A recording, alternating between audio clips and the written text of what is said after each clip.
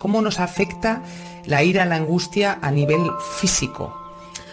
Bien, primero hay que distinguir una emoción de un sentimiento y luego hay que distinguir una emoción de un estado emocional. Una emoción es un proceso exclusivamente fisiológico, es algo que ocurre en el cuerpo, sea en la musculatura en forma de tensión, sea en el corazón en forma de un aumento del gasto cardíaco, sea lo que sea. Un sentimiento es la captación mental de lo que ocurre en el cuerpo. Tener momentos de enfado, tener momentos de desesperanza, tener momentos de tristeza es consustancial con la naturaleza humana. Y eso tiene una repercusión a nivel fisiológico que el cuerpo tolera razonablemente bien. Ahora bien, una cosa muy distinta es un estado emocional. Cuando una persona vive en la tristeza, es decir, es una persona, que voy a decir, triste, es una persona iracunda, es una persona amargada. Los estados emocionales, es decir, situaciones emocionales sostenidas en el tiempo, como la tristeza vital, el resentimiento sostenido, la frustración existencial, hoy en día se consideran estados tóxicos de la mente. Y todos ellos tienen repercusiones en distintos órganos. Por ejemplo, dañan el corazón, favorecen la aparición de arritmias, favorecen la hipertensión arterial, empeoran una diabetes, suben los niveles de glucemia, dificultan la activación del páncreas, dañan al cerebro, son capaces de matar neuronas específicamente en un área clave que es el hipocampo.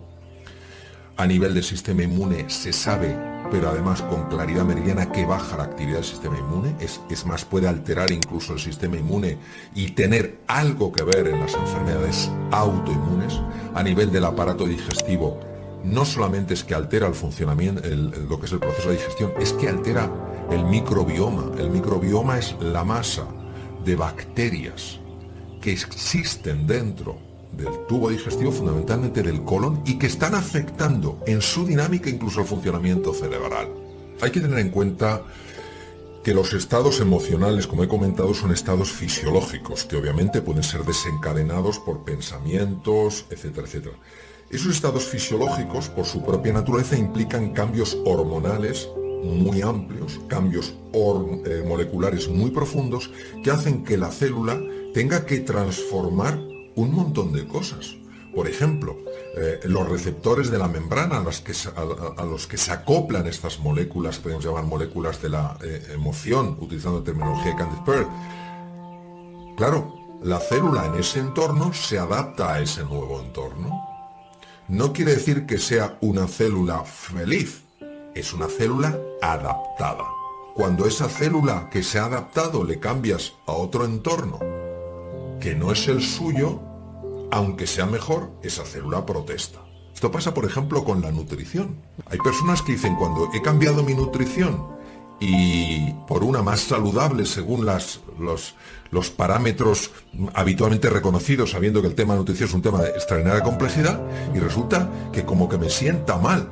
Claro, si tú te mantienes en eso, aguantando esa nueva fase de adaptación, verás como al ofrecer algo mucho mejor que lo que había, tus células de repente empezarán a funcionar mejor y te encontrarás con más vitalidad, con más energía, con más alegría, con más claridad mental. Creemos que una célula se adapta inmediatamente cuando le ofreces un entorno mejor. No es así.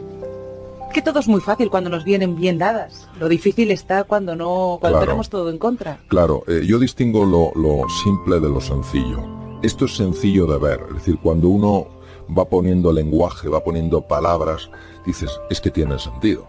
Pero como muy bien dices tú, como comentabas antes tú, es que estamos tan habituados a reaccionar que ni siquiera ese milisegundo de parar nos sucede. Pienso también la importancia no solamente de la autoestima, sino también de la humildad, que es lo que nos permite también mejorar, ¿no? Sí. Vamos a ver. La arrogancia es la ceguera de la mente. El problema de la arrogancia es que uno se fija, se queda congelado en un trocito de la realidad y dice, esta es la realidad, la totalidad de la realidad. Yo las personas más grandes que he visto son personas de una humildad extraordinaria, y entre ellos podría citar algunos premios Nobel, como Mario Molina, de una humildad extraordinaria, premio Nobel de Química, uno de los más grandes científicos. He tenido la oportunidad de estar con otras personas también muy relevantes, con una humildad extraordinaria. La arrogancia es la expresión del ego humano, y el ego humano tiene miedo a conocer la verdad, porque cuando el ego conoce la verdad no tiene sentido vivir con ego. Es absurdo vivir con ego, entonces tiene que mantenernos en la oscuridad. La humildad, que viene del latín humus, lo que fertiliza la tierra, es lo que fertiliza el alma, y todos podemos aprender de todos. Siempre vamos a encontrar a alguien que es capaz de hacer lo que nosotros ahora no somos capaces de hacer, a lo mejor hasta vivir en la calle. Sienta orgullo por hasta dónde ha llegado y tenga fe en hasta dónde es capaz de llegar. Este es un buen consejo. Sí. Primero porque creo que hay una falta tremenda de agradecimiento hacia nosotros mismos por lo que hemos logrado, por lo que hemos trabajado, por lo que hemos luchado. Tenemos una voz en nuestra mente, una voz tremendamente punitiva, increíblemente exigente, que de alguna manera nos lleva a la sensación de que nunca hemos hecho nada suficientemente bien. Ese reconocimiento, ese agradecimiento, esa felicitación a nosotros mismos creo que no tiene nada que ver con la arrogancia y sí con el sano orgullo. Y por otro lado, creo que hay un elemento que es clave, que es el elemento de la fe. Santo Tomás dijo, nunca creeré hasta que no vea. Y San Agustín de Hipona dijo, nunca verás hasta que no creas. Yo creo que es la diferencia, es decir, la fe es la capacidad de ilusionarte, de soñar, de creer que algo es posible y actuar como los que creen que ese algo es posible. En mi experiencia, desde un punto de vista general, empiezan a manifestarse en tu vida, a lo mejor no las cosas que quieres, pero sí las cosas que necesitas. Al parecer no nos gustan los cambios, no nos gustan los imprevistos, porque no tenemos vocación de explorador, dice usted. Hay una parte del ser humano que sí tiene esa vocación de explorar. Pero hay otra parte en nosotros que se resiste de forma manifiesta a todo tipo de cambio. Es a lo que se denomina cosmovisión o representación interna. Son mapas que tenemos en nuestra mente que de alguna manera nos hacen creer que lo que percibimos es lo real. Cuando la realidad intenta imponerse a través de un proceso de cambio, muchas veces nos aferramos a esos mapas. Queremos que lo que nos ha servido para navegar en el pasado nos siga ayudando a navegar en el futuro. Y hay cosas en ese mapa que tienen que ser cambiadas. A esta resistencia al cambio me refiero.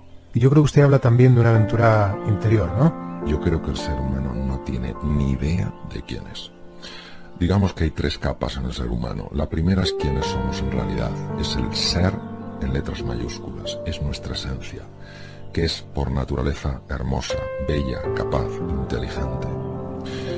Hay una serie de razones que nos llevaría tiempo explicar, por las cuales el hombre, el ser humano, empieza a tener una idea de sí mismo que no se ajusta para nada. Entonces genera una sensación de que no es suficientemente capaz, no es suficientemente bueno, no es suficientemente querible. Eso es la capa que se llama del temo ser, yo temo ser así. Como nadie se manifestaría de una manera fácil mostrando aquello que teme, ha de crear una nueva capa. Esa capa es el pretender ser. Conocer al ser humano es traspasar esas capas de la cebolla y tocar su esencia. ¿Quiere decirme que es el camino del héroe? El héroe no pensemos que es un ser grandioso, un ser invulnerable. El héroe es una persona que en un momento determinado, cualquiera de nosotros, cualquier persona normal, escucha una llamada. Y esa llamada es adentrarse en un territorio nuevo, en un mundo desconocido. Y a pesar de que no puede controlar ese entorno, da un paso adelante. Empiezan a ocurrir una serie de cosas en ese mundo, empieza a encontrarse con lo que se llama sus ayudas y sus sombras. Y a través de caminar por ese terreno desconocido, descubre de sí mismo cosas que le ayudan a transformarse. De tal manera que cuando vuelve al mundo del que partió, es un ser que se parece mucho más a quien es en realidad, no a quien creía que era. Lo que vemos no siempre es bueno. Yo creo que el ser humano ha de observarse a sí mismo no enjuiciando enjuiciándose como bueno o malo, sino intentando comprenderse. Entonces yo quitaría, no quiero decir por supuesto que no exista ni una ética ni una moral, por supuesto, en el campo del que estoy hablando yo es el campo de la conciencia. Entonces la conciencia no se amplía juzgándose, la conciencia se amplía observándose con un espíritu de curiosidad y de fascinación, como decía Albert Einstein, abriéndonos la belleza al misterio. No sé si existen recetas, guías, consejos para avanzar por ese camino del héroe. No hablaría tanto como receta, sí hablaría más como guías. La guía para avanzar en el camino del héroe, la primera que yo describiría es la guía de la humildad. La palabra humildad no goza de especial glamour y sin embargo procede de la raíz latina humus, que es lo que fertiliza la tierra. Yo creo que la humildad es la virtud más importante de todas porque es aquella que nos permite acercarnos a las cosas con la mirada limpia de un niño, sin ir con prejuicios, con ideas preconcebidas, con ideas de se ajusta o no se ajusta a lo que yo pienso, sencillamente abriéndose a la experiencia. La segunda cualidad creo que es el valor. El valor no quiere decir no tener miedo, el valor quiere decir no dejar que el miedo te paralice en aquellas cosas que son realmente importantes. Todo ser humano puede ser un héroe por amor. Entonces, el valor es ese compromiso de dar la cara, de defender aquello que verdaderamente merece la pena que se le defienda. Lo tercero, creo que es un cierto sentido de aventura y de curiosidad. Nuestro nivel de felicidad tiene mucha relación con el nivel de incertidumbre en el que nos podemos introducir y en el que a su vez nos podemos sentir cómodos. Sin esta hambre, sin esta sed por crecer o por evolucionar, creo que es difícil avanzar por el camino del héroe. Y creo que hay otro punto, para no extenderme más, que es el de la contribución. Yo creo que el camino del héroe no es un camino que se recorre solo. Yo creo que el camino del héroe es un camino que se recorre para beneficiar a otros.